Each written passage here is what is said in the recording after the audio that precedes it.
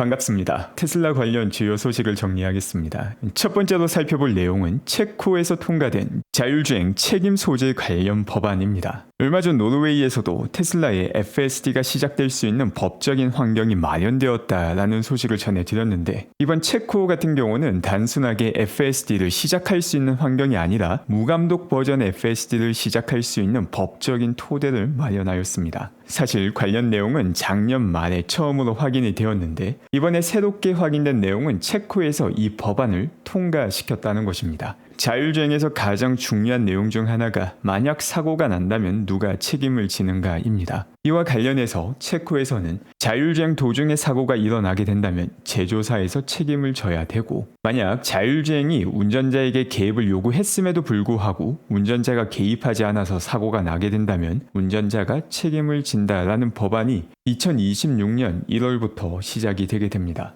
이 법안 같은 경우 테슬라의 부담을 상당 부분 줄여줄 수 있는 법안이 됩니다. 물론 테슬라가 궁극적으로 지향하는 바는 운전자 개입이 전혀 없고, 사실상 테슬라가 모든 걸 책임지지만 사고 빈도가 사람이 운전할 때보다 10배 이상 낮은 자율주행을 만들고자 하고 있으며 점점 더 가까워지고 있습니다. 현재 자율주행 상황이 상당히 과도기적인 상황인데, 대부분 잘 주행하지만 운전자에게 개입을 요청하면 운전자가 개입을 해야 되며, FSD를 사용하고 있는 자율주행 상태에서도 운전자는 항상 주의 집중을 기울여야 되는 단계입니다. 바로 이 단계에서 직접적으로 FSD를 사용할 수 있으며, 2026년 1월 이후부터 체코에서는 조금 더 과감하게 운전자 개입이 필요한 경우가 아니면은 운전자가 굳이 주의 집중을 하지 않아도 되는 버전의 FSD가 배포될 수 있음을 보여주는 내용입니다.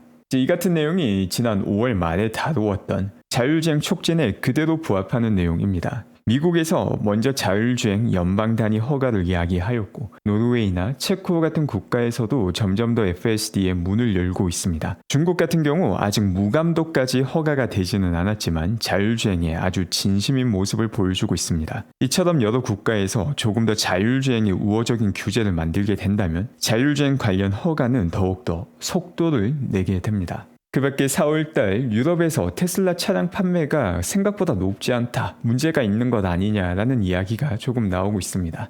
일단 그 내용을 살펴보게 되면 독일 같은 경우 작년 동월과 비교했을 때 판매량이 46%나 내려갔으며, 영국 같은 경우도 4월달 판매가 62% 내려갔다고 밝히고 있습니다. 그리고 그 수치를 보게 되면 독일에서는 지난 4월달 885대를 판매하였습니다. 46%가 떨어졌다라고 하기에 엄청난 수치인 것 같은데, 실제 판매량을 보게 되면 885대이고 이 46%의 기준이 되는 베이스조차 엄청나게 낮은 수치였다는 걸 알 수 있습니다.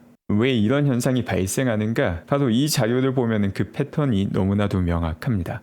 2023년부터 2025년도까지 매주 유럽 국가에서 판매되는 양을 보여주고 있습니다.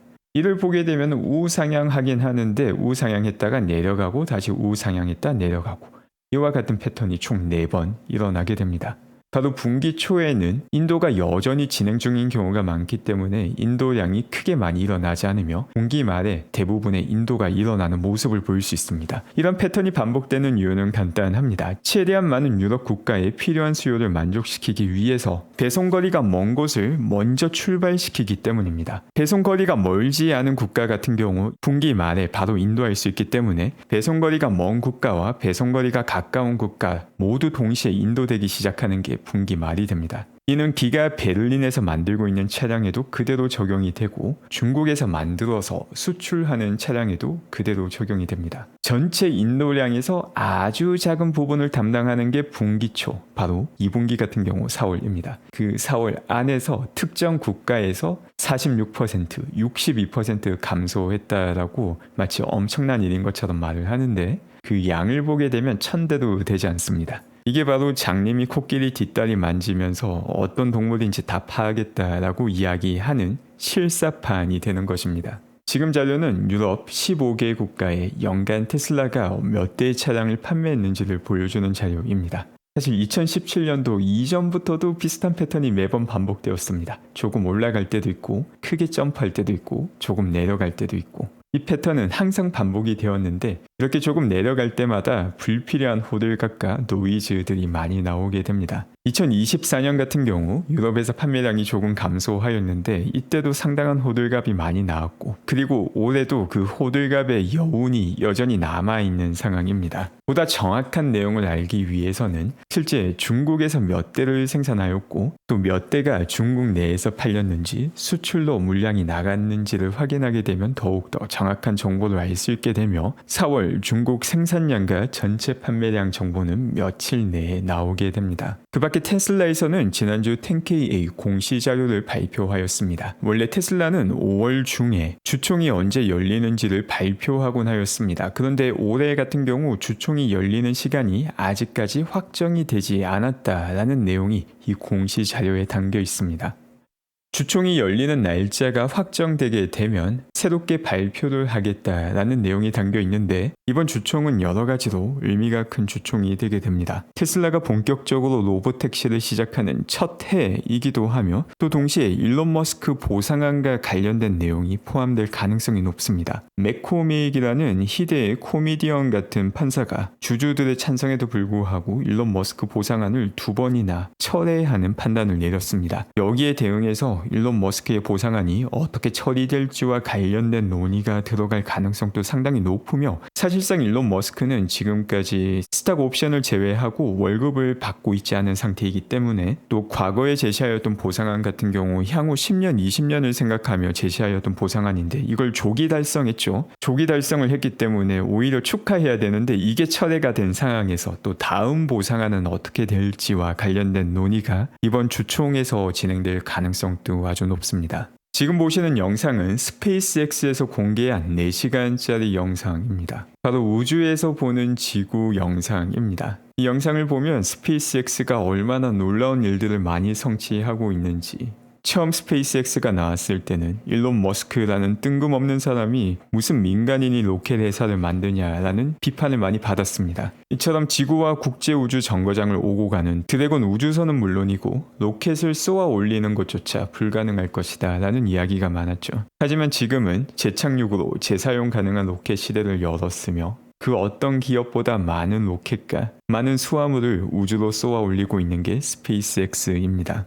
최근 들어 테슬라의 주가는 큰 폭으로 요동을 치는 모습을 보여주었습니다. 분명 일론 머스크는 자율주행이 코앞으로 다가왔으며 이제 한 달도 남지 않았다라고 밝혔음에도 불구하고 주가는 여기에 크게 반응하지 않는 듯한 모습을 보여주고 있기도 합니다. 어떻게 보면 일론 머스크는 자율주행이 곧 시작이 될 것이다 라고 호언장담하고 있는데 시장은 이를 신뢰하지 못하는 듯한 모습을 보여주고 있기도 합니다. 그럼 이런 상황에서 누구의 말을 믿는 게 옳을까? 전 사실 이 질문 자체가 조금 잘못되었다고 봅니다. 믿음이라는 것 자체가 상당히 많은 문제점을 낳는 요소라고 보기 때문입니다. 제가 좋아하지 않는 NPC들이 양성되는 과정 자체가 바로 이 믿음의 기초에서 무언가를 접근하기 때문입니다. 특정 뉴스 매체에서 이렇게 말하던데, 특정 인물이, 특정 정치인이, 자칭 전문가가 그렇게 말하던데, 그 말을 믿을 때 나오는 어처구니 없는 일들은 많이 봤습니다. 초등학생이 만들 법한 이 자료를 바탕으로 테슬라의 자율주행이 가장 뒤처져 있다라는 말을 떠드는 NPC와 이 말을 그대로 믿는 수없이 많은 NPC들을 불과 몇 년 전에 보기도 하였죠. 테슬라가 보여주고 있는 펀더멘탈, 미래의 약속한 펀더멘탈과 현재 주가가 괴리가 날 때 중요한 것은 믿음이 아니라 증거에 기초한 증명과 이해입니다. 누가 말을 해서 단순히 누군가를 믿기 때문이 아니라 내가 직접 확인할 수 있는 자료와 직접 겪을 수 있는 경험을 바탕으로 증명과 이해의 과정을 거쳐야 됩니다. 그리고 안타깝지만 시장에서 이 증명과 이해의 과정을 모두 다 끝내기까지는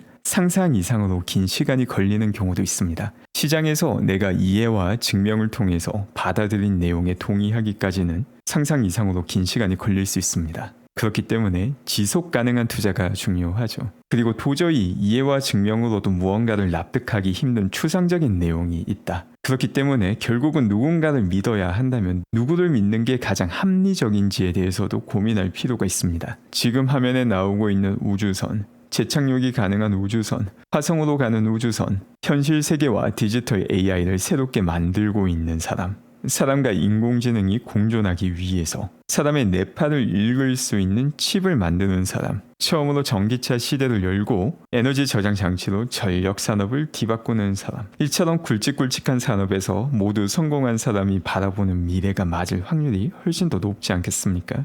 이제 자율주행 시대가 코앞으로 다가왔다라는 것은 기정사실이지만 시장이 이를 제대로 받아들이기까지는 조금 시간이 걸릴 수 있다라는 점을 마음에 두고 여유롭게 투자하는 것이 가장 중요한 시점이라고 생각합니다. 또 한편으로 보면 주식시장이 정말 합리적인 시장이기도 하죠. 이처럼 본인이 직접 소화하는 과정을 거치지 않은 사람들 같은 경우 시장이 바로바로 반응하지 않는다고 중간에 알아서 다 걸려 나가게 됩니다. 혹은 이 내용은 충분히 납득하지만 지속 가능한 투자를 하지 않는 경우에도 중간 변동성에 나가 떨어지는 경우가 많습니다. 이제 제 채널을 함께 해주시는 분들 같은 경우 이 소화의 과정과 지속 가능한 투자 두 가지 조건을 모두 만족하셔서 여유로운 투자를 하실 수 있기를 바랍니다. 오늘 또 함께 해주신 분들 감사드리며 즐거운 하루 되시기 바랍니다.